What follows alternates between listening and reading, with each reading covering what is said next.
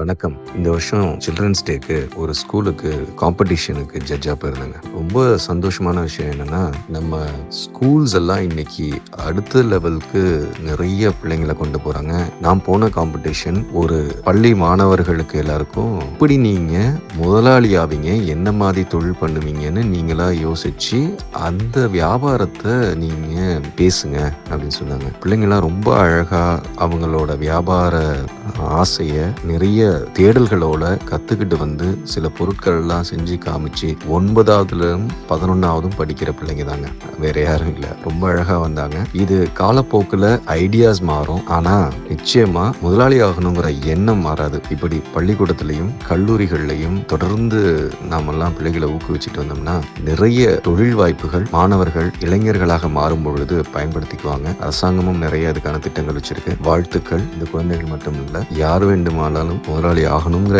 எண்ணம் இருந்தால் முயற்சி செய்தால் நிச்சயமாக ஆக முடியும். நன்றி.